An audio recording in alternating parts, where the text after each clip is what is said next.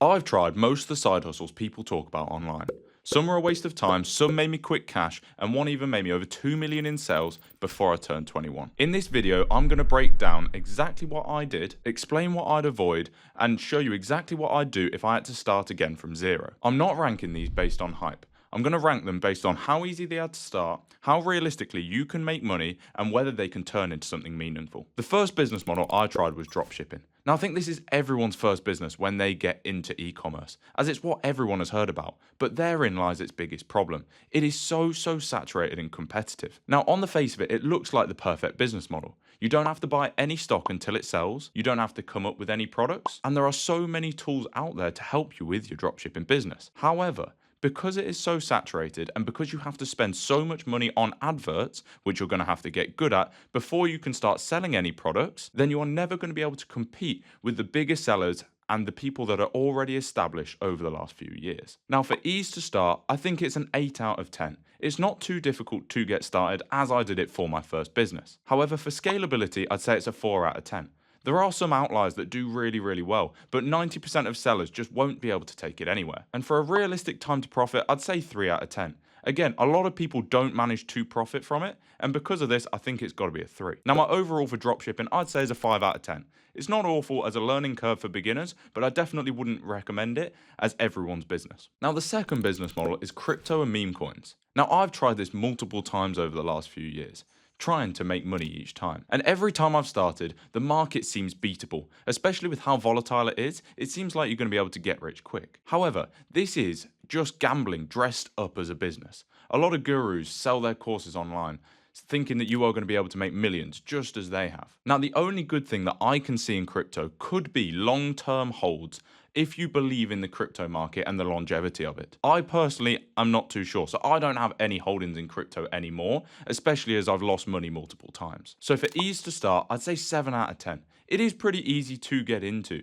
You literally just sign up with an exchange, get some coins. Easy as that. However, for scalability, I'd say it's a 3 out of 10. Unless you get incredibly lucky quite a few times, you're not going to be able to make that much money. And for realistic time to profit, I'd say it's a 1 out of 10. Realistically, it's a 50-50 chance whether you're going to be the person that makes money or loses it all within the first week. And then the same the week after that. So for an overall of crypto, I'd say it's a 2 out of 10. Now, the third business that I tried was Depop and vintage selling. Now, during college, I used to import clothes over from other countries to then sell in the UK market using these platforms. Now, finding the products took quite a lot of knowledge and market research. However, these platforms made it much easier as they dealt with all the advertising and selling for you. Now, this was the first thing that I found to make some actual money. And at 16 years old, I was making between £3,000 and £4,000 per month. However, the biggest problem with the business model is that it is ever changing with trends, and every month you had to keep up to date with them, otherwise you'd fall behind to competition. The other biggest problem is that the platforms are actually quite slow. They don't have that many customers, and the scalability isn't that high. So because of this, my ease to start rating would be 7 out of 10. It is quite easy to start and you don't have to have that much capital. However, I would say the scalability is a 4 out of 10. Because the platforms aren't that large and they don't have that many customers, to get a large amount of sales, you would have to have a ridiculous amount of stock. And I think that the realistic time to profit is an 8 out of 10. As long as you're doing things correctly, you should be able to make profit on your first few items. And because of this, you should make profit within your first month. So overall, I'd give this a 7 out of 10. It's pretty good. Now, the fourth business model is sneaker reselling. I did this for a couple years during school, and I was staying up late most nights to try and catch shoe drops rather than revising or sleeping. Now, you could easily make £500 off a couple pairs of shoes if you got lucky through sneakers raffles or JD drops. However, it was super inconsistent money. Realistically, if there were no drops for a few weeks, you just weren't going to make any income. And this was a huge problem. And that's why I don't think it's a realistic long-term business model. Now, the issue with this is that the trends died out and a lot of the market for sneakers did fall off. However, there are lots of similar business models like ticket reselling or even garden furniture reselling. Now, for ease to start, I'd say it's an 8 out of 10. Anyone with £100 in their pocket could get started with a single pair of sneakers. However, for scalability, I'd say it's a 5 out of 10. Some people do make quite a lot of money from this, but that is a very select few, as there's only so many drops that are needed. And I'd say the realistic time to profit is a 7 out of 10. Again, on your first pair of shoes, you should make a bit of money, even if it's not a lot. So for overall, I'd say it's a 6 out of 10. It's a brilliant beginner business model, but for people that are looking to take it more seriously, this is just not for them. Now, the next business model is car washing. Now, this was my first ever business. It's the simplest way I have ever made money. You knock on doors and exchange 30 minutes to an hour for £10. And this just shows you don't need a crazy new idea to be able to make money. And I was quite young when I started, and I still made very, very good money from this. However, this showed me a massive problem in the business model. I was trading my time for money rather than letting my money work for me. Now, a lot of the best business models have it where your own leverage is the amount of capital you've got in the business to be able to scale it further. So I needed my money to start working for me rather than my time. So for ease to start, this is a 10 out of 10. There is nothing easier. You get a sponge, you get a bucket, and suddenly you can start making money knocking on doors. However, for a scalability, I'd say it's a 2 out of 10. Some people do go on to have detailing businesses and start making a bit of money, but nowhere near what we want to be. And I'd say a realistic time to profit is an 8 out of 10.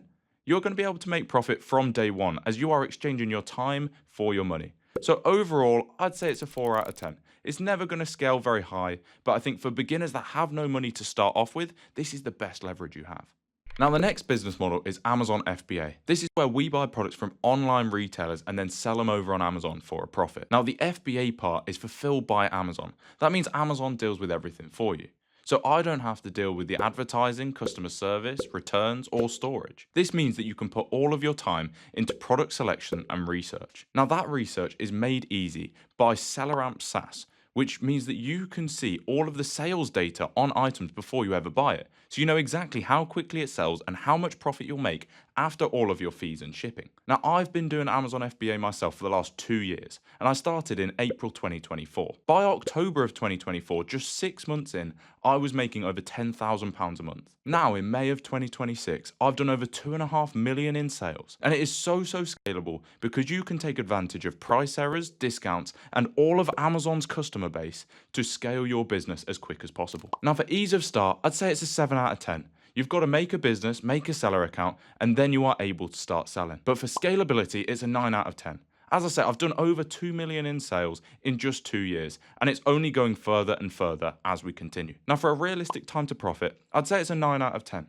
I made money within my first 2 weeks, and most people do. As you buy your first products, send them in, you got to wait for them to check in at Amazon, and then you can make your profit straight away. It is that simple. So overall, I'd say Amazon is a 9 out of 10.